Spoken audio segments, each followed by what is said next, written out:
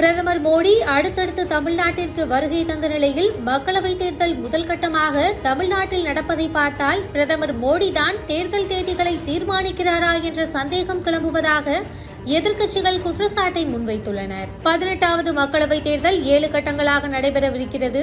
முதல் கட்டமாக தமிழ்நாட்டில் ஏப்ரல் 19ஆம் தேதி தேர்தல் நடைபெறுகிறது.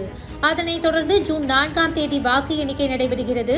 தமிழ்நாட்டில் நடைபெறும் தேர்தலானது ஒரே கட்டமாக நடைபெறும் என்றும் மக்களவைத் தேர்தலுடன் தமிழ்நாட்டில் உள்ள விளவங்கோடு சட்டப்பேரவை தொகுதிக்கும் இடைத்தேர்தல் நடத்தப்படும் என்றும் தேர்தல் ஆணையம் அறிவித்துள்ளது.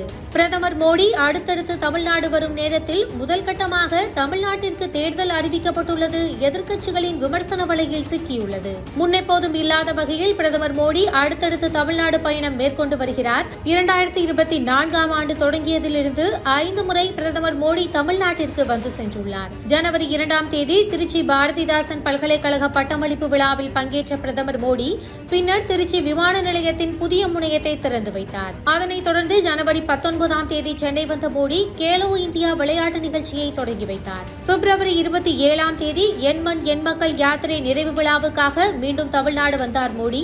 பல்லடத்தில் நடந்த பாஜக பொதுக்கூட்டத்திலும் குலசேகரப்பட்டினத்தில் ராக்கெட் ஏவுதளத்துக்கும் அடிக்கல் நாட்டினார். மார்ச் 4ஆம் தேதி மீண்டும் வந்த மோடி கல்பாக்கம் சென்று அதிவேக ஈநுழை திட்டப்பணிகளை தொடங்கி வைத்தார். பின்னர் சென்னை நந்தனம் YMCA மைதானத்தில் நடைபெற்ற பாஜக பொதுக்கூட்டத்திலும் உரையாற்றினார். இதனைத் தொடர்ந்து மார்ச் 15ஆம் தேதி கன்னியாகுமரியில் பாஜக பொதுக்கூட்டத்தில் பிரதமர் கலந்து கொண்டார். மக்களவைத் தேர்தல் தேதி அறிவிக்கப்படுவதற்கு முன்பே பிரதமர் மோடி தமிழ்நாட்டிற்கு 5 முறை பயணம் மேற்கொண்டுள்ளார். பாஜக பொதுக்கூட்டங்களில் கலந்து கொண்டு பிரச்சார வேலைகளை தீவிரப்படுத்தியுள்ளார். இந்த நிலையில் தமிழ்நாட்டில் முதல் கட்டமாக தேர்தல் அறிவிக்கப்பட்டுள்ளதை பார்த்தால் இது பாஜகவின் சதியா என எதிர்க்கட்சிகள் குற்றச்சாட்டை அடுக்க ஆரம்பித்துள்ளனர். இது தொடர்பாக கருத்து தெரிவித்துள்ள திமுக மாணவரணி தலைவர் ராஜீவ் காந்தி, பிரதமர் மோடிக்கு தேர்தல் தேதி முன்கூட்டியே தெரிந்திருக்கிறது.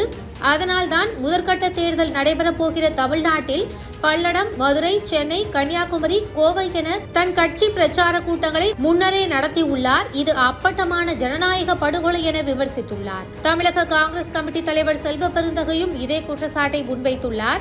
பிரதமர் மோடிதான் தேர்தல் தேதியை தீர்மானிக்கிறாரா என்றும் அதனை வைத்துதான் அடுத்தடுத்து தமிழ்நாட்டிற்கு படையெடுத்தாரா என்றும் குற்றம் சாட்டியுள்ளார்.